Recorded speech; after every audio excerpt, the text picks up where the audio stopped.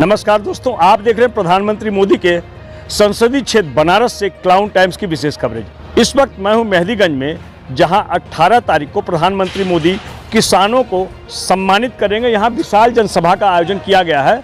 यहां विशाल पंडाल बना हुआ है और यहां लगभग 20 से 25 हज़ार लोगों के बैठने की तैयारी की गई है। सुरक्षा के तगड़े इंतजाम किए गए हैं। आप देख सकते हैं अगली पंक्ति यहाँ पर लगी हुई है, उसके बाद उसके पीछे लाल कुर्सियाँ भी लगी हुई हैं। पूरे पंडाल को इस ढंग से सजाया गया है और ऊपर आप देख सकते हैं प्रधानमंत्री मोदी के बड़े बड़े कटआउट भी लगाए गए हैं इस पंडाल में। कुल मिलाकर प्रधानमंत्री मोदी तीसरी बार पद ग्रहण करने के बाद अपनी काशी में अपने काशीवासियों से मिलने आ रहे हैं। खासकर इस बार किसानों से उनका मिलन बड़ा संदेश देगा। जिस प्रकार की गर्मी इन दिनों उत्तर प्रदेश में पूरे देश में देखने को मिल रही है, उससे निजात दिलाने के लिए यहाँ पर फाउंटेन भी लगाया गया, जिससे हल्की हल्की फुहार निकलेगी और उससे यहाँ पे आने वाले लोगों को काफ़ी राहत महसूस होगी। पूरे पंडाल में पंखे, फाउंटेन्स का मुकम्मल इंतज़ाम किया गया है। मैं आपको दिखा रहा हूँ कि किस तरह से फाउंटेन से हल्की हल्की पानी की फुहार निकल रही है।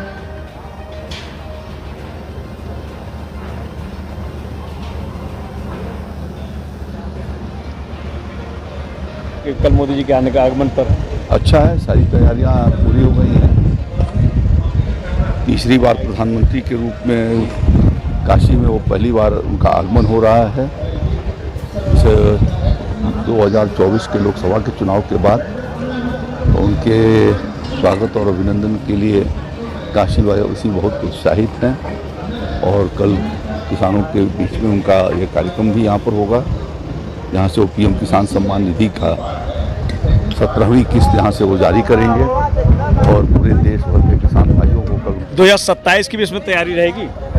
देखिए, अभी तो 2024 है और अभी प्रधानमंत्री का फोकस 100 दिनों की कार्य योजना पर है और वो आगे की ओर क्रियान्वित होगा और 2027 का चुनाव जब आना ही है तो हम तो हमेशा तैयारी करते रहते हैं। जनसभा की गई किसानों के साथ, इसको लेकर के आपकी किस तरह की तैयारी है और कितने लोगों के यहाँ जुटने की व्यवस्था की गई है?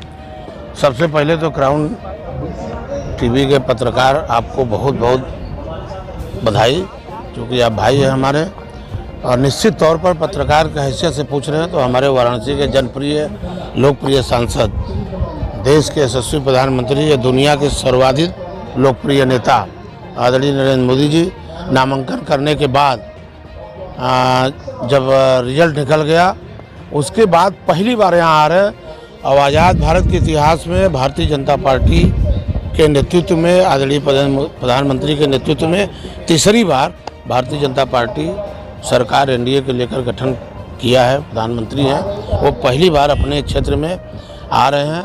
हम सब लोग जानते हैं कि भारत एक कृषि प्रधान देश है। ये भारत किसानों का किसान भारत के प्राण हैं, तो उससे समझ लीजिए प्रधानमंत्री जब अपने कुर्सी पर बैठते ही उन्होंने किसानों के लिए काम किया। 20,000 करोड़ जो है किसान सम्मान निधि जो है उन्होंने हस्ताक्षर कर दिया और निश्चित तौर पर वह यहीं से कल बटन दबाकर पूरे भारत में सभी किसानों को किसान सम्मान निधि का किस्त वो डालेंगे। अध्यक्ष जी, सवाल ये है कि 2024 में जो मत मिले हैं मोदी जी को वो काफ़ी कम थे। उनकी 10 लाख का टारगेट था आप लोगों का और महज 1.5 लाख के आसपास के मतों से वो चुनाव जीते हैं। उत्तर प्रदेश की बात की जाए तो उत्तर प्रदेश में बहुत अच्छा प्रदर्शन नहीं रहा। तो इस ये जो किसान सम्मेलन हो रहा है, इसके बहाने 2027 की भी रणनीति बनाई जाएगी क्या? अभी तो देखिए, किसानों को अपने क्षेत्र में आभार व्यक्त करने आ रहे हैं और भारतीय जनता पार्टी की रणनीति नहीं बनती, रणनीति तो शुरू हो गई है। अब जैसे 21 तारीख को योगा दिवस है, हमारे सभी कार्यकर्ता मंडल में करेंगे, वृक्षारोपण करेंगे और अपना 23 तारीख को डॉक्टर श्यामा प्रसाद मुखर्जी जो संघ के संस्थापक रहे उनकी जन्म जयंती है। तो इस तरह से पार्टी तो शुरू कर दी है अपना काम, वो बराबर काम करती रहेगी और लोगों का सेवा करती रहेगी। इसमें कहीं कोई शुरुआत की कोई बात नहीं है। यहाँ कितने लोग बैठने की व्यवस्था? हमको लगता है कि कम से कम 50,000 की संख्या का हम सब लोगों ने आकलन किया है। और जितना कुर्सियाँ कितनी लगी हैं? कुर्सियाँ लगी है, हमको लगता है कि कम से कम 20-25 हज़ार, 22,000 के आसपास। 22,000 22,000 कुर्सी लगी है। और रही बात की, आपको क्या इस बात का मलाल नहीं है कि प्रधानमंत्री जैसे इतने बड़े नेता को मात्र 1.5 लाख से चुनाव जीतना पड़ा और यूपी में अच्छा प्रदर्शन रहा यूपी में? देखिए क्या है कि आप सब लोग जानते हैं कि कांग्रेस पूरे देश को आज जो है विकसित राष्ट्र बनाने के लिए कभी प्रयास नहीं किया, न बन पाया। इकोनॉमिक में भी बहुत पीछे रहा। लेकिन आज जो है भारतीय जनता पार्टी यह प्रयास कर रही है कि भारत को विकसित राष्ट्र में घोषित किया जाए और 10 साल के अंदर प्रधानमंत्री इतना काम किए, सबका साथ सबका विकास, कोई भेदभाव नहीं उन्होंने किया। ठीक है, कांग्रेस ने सपा ने जो झूठा प्रचार किया, आप लोग जो प्रचार किया, वो झूठे बहकावे में लोग आ गए। उनको 6 महीना के अंदर सच्चाई मालूम हो जाएगा, क्योंकि उन्होंने जो बांड भरवाया है, जो गारंटी दिया है, खटाखट पैसा जाने का, पैसा तो जाएगा नहीं। तो निश्चित तौर पर अभी जो आप देख रहे हैं कर्नाटक में जो इन्होंने वादा किया था, अब वहाँ 3.5 रुपया जो है वहाँ डीजल और पेट्रोल बढ़ा दिया इन्होंने। अब उसके वजह से अपना वादा पूरा करेंगे। तो निश्चित तौर पर देखिए, सोच समझकर देश को बढ़ाना है, देश को आगे बढ़ाना है। तो इसमें भारतीय जनता पार्टी राष्ट्र की चिंता करती है। ये लोग लोकल स्तर पर थोड़ा करें, और इतना लड़ने के बाद पूरा यात्रा तमाम प्रकार की झूठा प्रलाप देने के बाद भी भारतीय जनता पार्टी के बराबर सीट नहीं पाए। ये बड़ा इन लोगों को शर्म लगनी चाहिए। और जो 3 सीट पाया है बिहार के अंदर, वो कह रहा मुख्यमंत्री बनेंगे, हम पलट देंगे।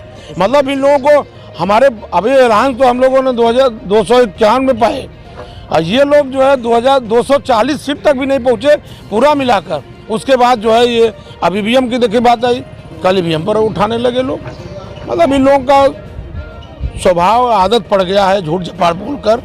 इसी तरह से देश को 75 साल हो गया इन लोगों ने बर्बाद कर दिया है। तो मोदी जी रास्ते पर ला दिए हैं। अब आने वाले दिनों में 5 साल में आप देखिएगा अशोक भैया, आपको बता रहा हूँ कि 5 साल के अंदर देश के सामने सच्चाई भारतीय जनता पार्टी का आ जाएगी। आप क्लाउन टाइम्स के माध्यम से यहाँ जो आने वाले लोग उनसे क्या अपील करना चाहेंगे? आपकी जनसभा कब बजे शुरू हो जाएगी? हमारी जनसभा 5 बजे शुरू हो जाएगी। वैसे हम लोगों ने 3 बजे का समय दिया है जनता को आने के लिए, सभी लोगों को, क्योंकि 2 घंटे का स्पेस है। यहाँ सारी व्यवस्था, पीने का पानी, सब कुछ है। और यहाँ पर जो आएंगे, हमने हमारे प्रधानमंत्री का तीसरी बार जो इतिहास रचने का काम किया है इन्होंने। एक बार आपको समय याद होगा कि 2 सीट थी, तो यही कांग्रेस के लोग, कम्युनिस्ट के लोग, विपक्ष के लोग कहते थे हम 2 हमारे 2। अटल जी ने कहा था एक दिन ऐसा आएगा कि तुम लोग उस स्थिति में होगे, तो आज वह स्थिति हो गई। अब भारतीय जनता पार्टी तीसरी बार एनडीए साथियों के साथ सरकार चला रही है।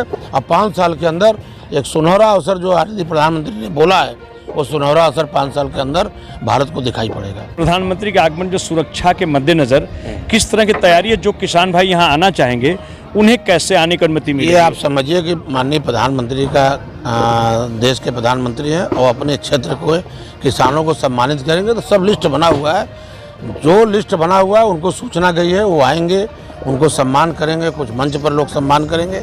इस तरह से कहीं कोई दिक्कत नहीं है। किस तरह की तैयारी है यहाँ पे? माननीय प्रधानमंत्री जी का कल यहाँ पे किसान सम्मान सम्मेलन है, उसको लेके जो भी उनके प्रोटोकॉल के अनुसार जो तैयारी होनी चाहिए वो पूरी तैयारी है।